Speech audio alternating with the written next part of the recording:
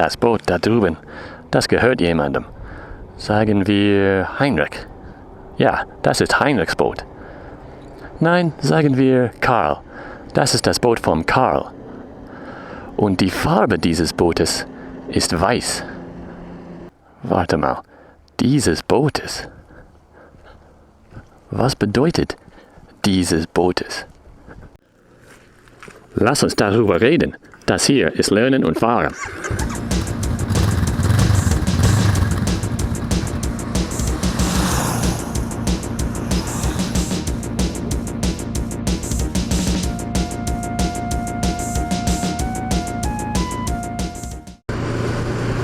Part 4 of our 4-part series on German case. Congratulations, we made it to the very last one.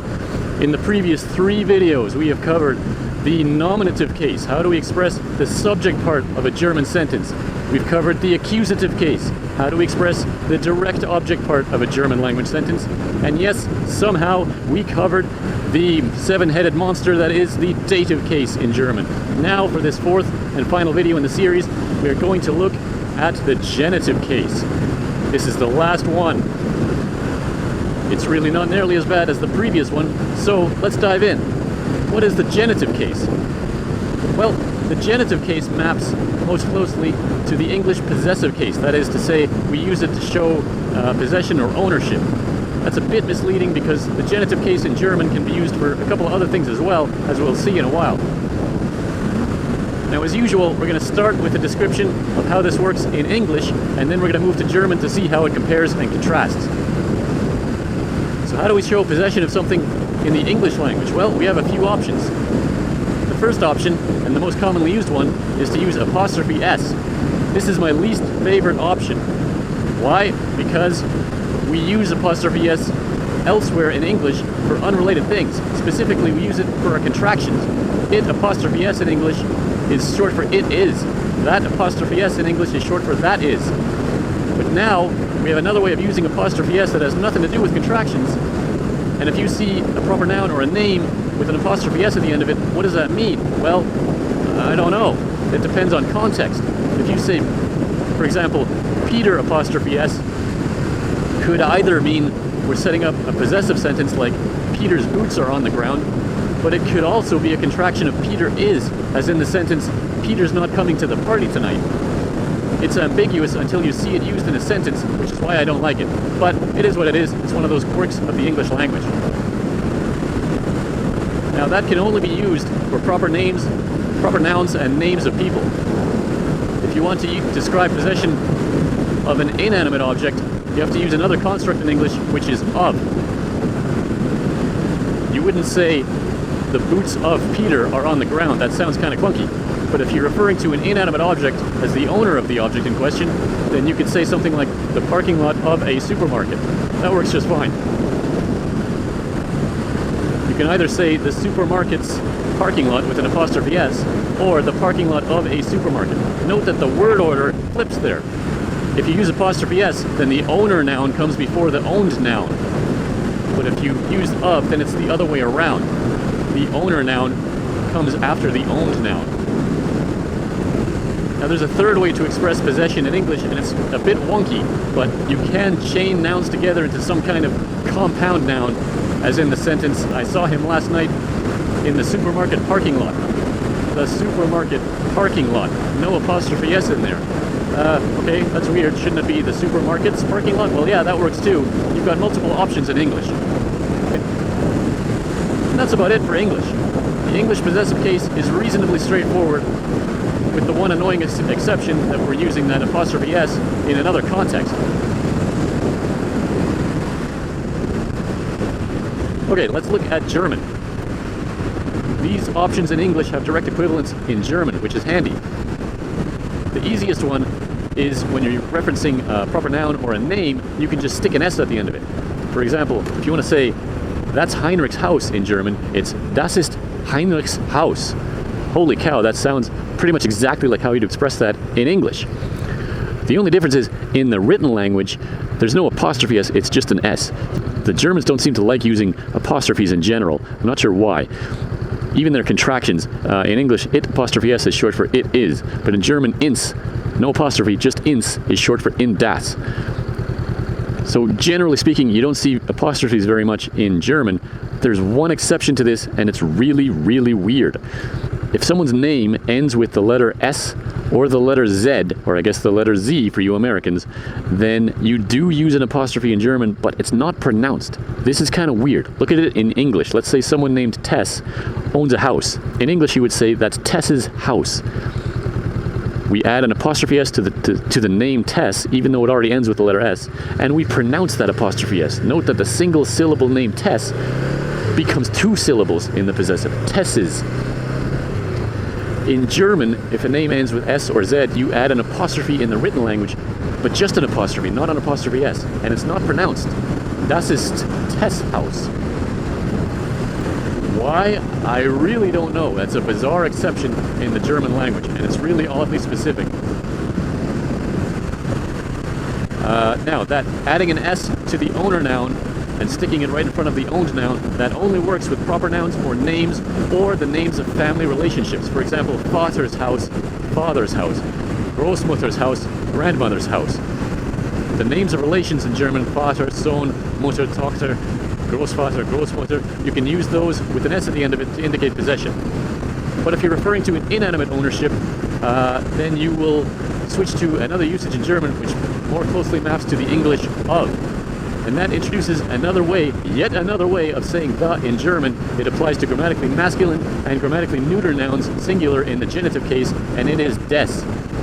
Des means the in the sense of the, in the same way that in the dative case, dem means the in the sense of to the when you're describing the indirect object of a German sentence.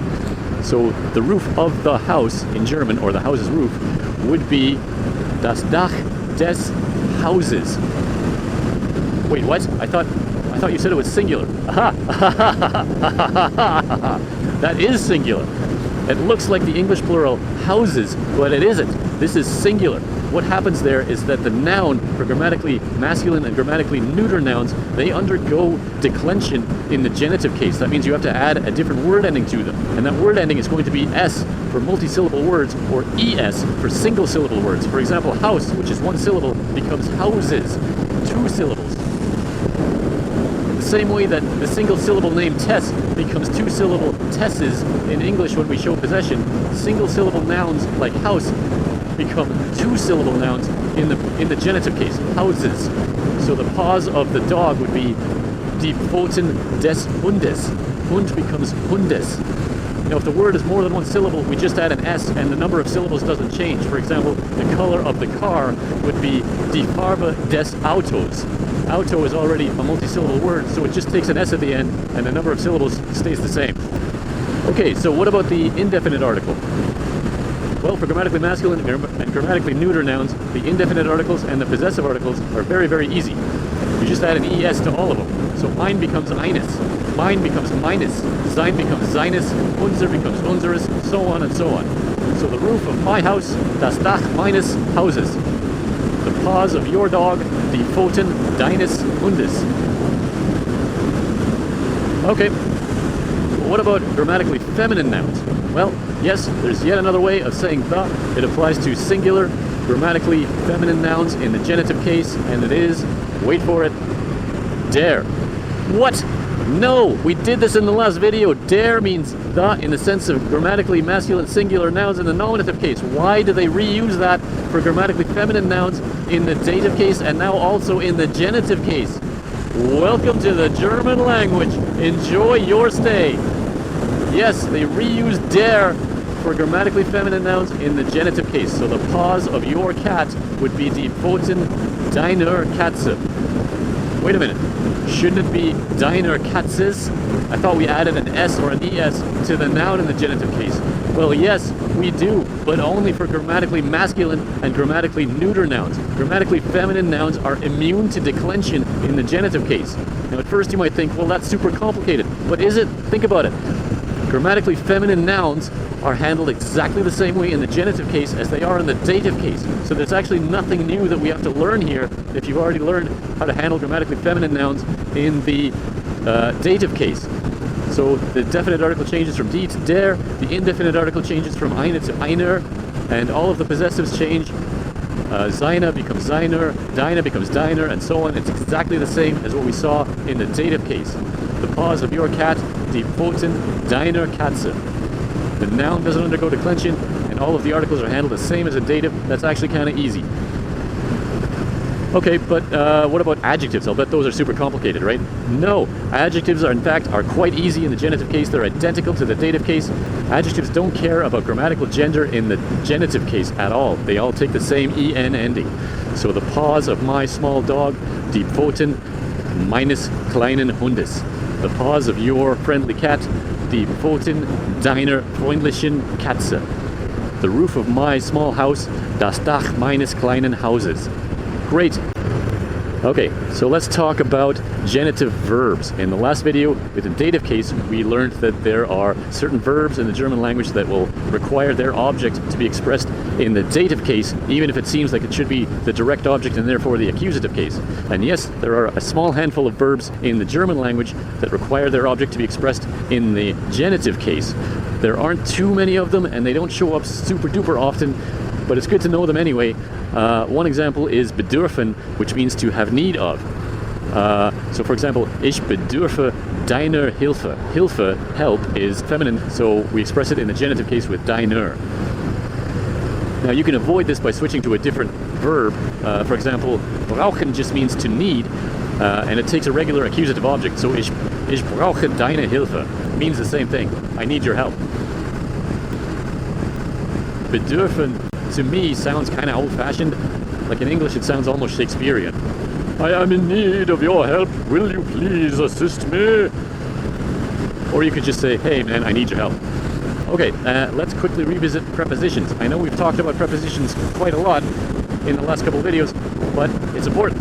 2 videos ago in the accusative case, we talked about how there are accusative prepositions. That is, prepositions that will always require an accusative object.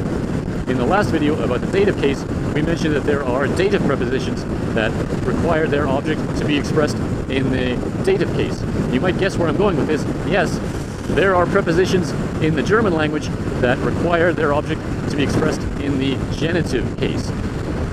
These are statt, trotz, während, wegen, innerhalb, außerhalb. I think there might be a couple more. These are technically genitive prepositions. What do I mean by technically genitive? Well, let's come back to that. Let's look at an example. Wegen. Wegen is a genitive preposition, so you will express the object of it in the genitive case. So, wegen, by the way, means because of. So, because of my dog, wegen meines Hundes. Because of your cat, wegen deiner Katze. Because of his house, wegen seines Hauses. I will take a quick sidetrack here to mention that wegen is one of the few prepositions in the German language that can be combined with pronouns to form new words. These words are very handy, so you should put these in your flashcard system. Meinetwegen, because of me. Seinetwegen, because of him. Deinetwegen, because of you. Unsertwegen, because of us, and so on and so on. There are not very many prepositions in the German language that can do this, so it's kind of handy to know that. But back to the subject.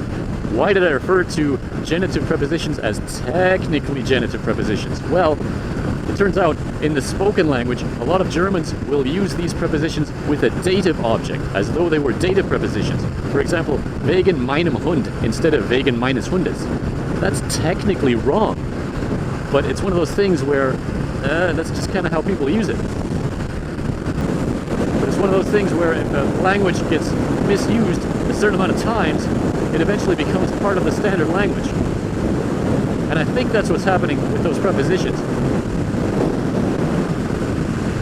Now earlier we mentioned that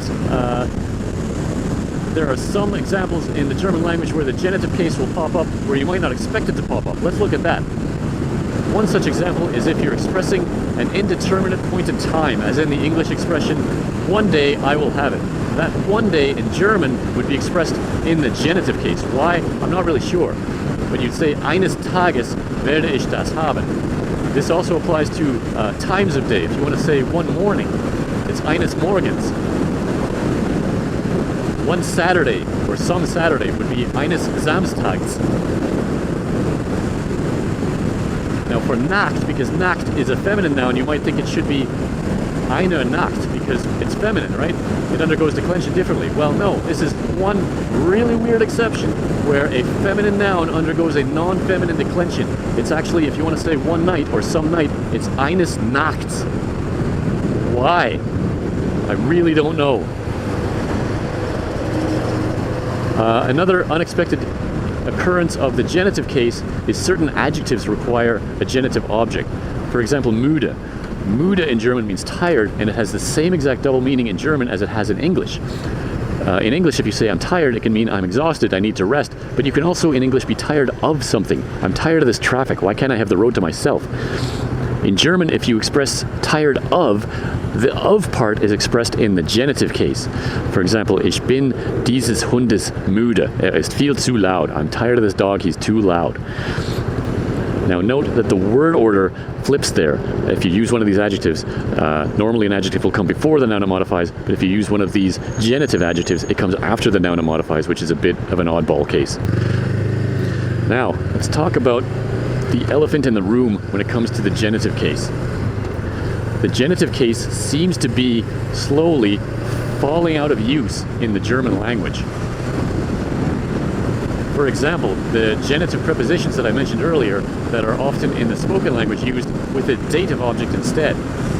The entire genitive case seems to be more and more, especially in the spoken language, to not be used by German speakers. But wait, if the genitive case is falling out of use, then how do Germans express possession? That's a great question. There's another way to express possession in German that avoids the use of the genitive case altogether, and it is to use the word von. What is von? Well, it's a preposition that means from, but it can also mean of. And if you were really paying attention in the previous video, in the dative case, you might recall that von is one of the dative prepositions. Its object is always expressed in the dative case. So if you want to say the car of my brother or my brother's car, yes, you can express that in the genitive case in German, das Auto meines Bruders. But there's another way of saying that, which is das Auto von meinem Bruder, and this is much more common in the spoken language. It uses the dative case. Now the advantage of that is that you don't have to worry about declension on the noun, because we don't do that in the dative case. Von meinem Bruder instead of meines Bruders.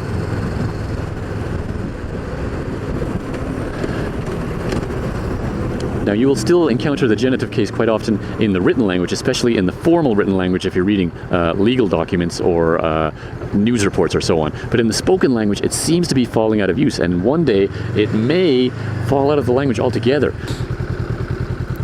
Now, if the genitive case is falling out of use, you might ask, well, do I even need to learn it? If you are going to skip one of the German cases, this is the one to skip, because you can more or less get by in the language without it. But in my opinion, you should still learn it anyway, because it is still part of the language. You'll still see it in the written language. You may still hear it here and there in the spoken language as well, and it's good to be able to recognize it and understand it when you encounter it. And also it's nice to have that option in your back pocket, so that when you want to express something in the possessive, you can choose whether you want to use genitive or to use the von plus dative construct.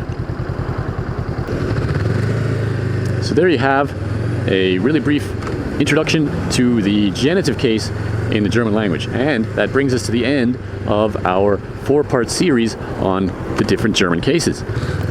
Now, if you're feeling a bit overwhelmed at this point, that's perfectly normal. We've covered a lot of ground, and we did so at fairly high speed, both figuratively and sometimes literally.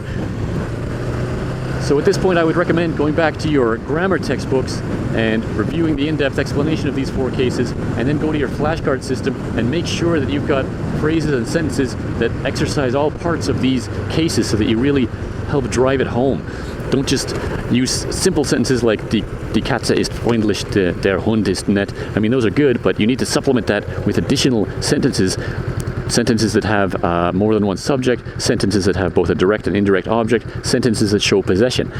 Practice, practice, practice. Practice with these sentences, and it will slowly start to sink in. And although it may seem hard to believe right now, if you keep at this, you will one day get to the point where you come back to these videos much later and you say, wow, everything this guy is saying is really, really obvious. And that's a good thing. It's a good thing because it will mean that you will have improved your skills in the language quite a bit. This stuff may seem overwhelming right now, and it might not make much sense right now, but one day it will.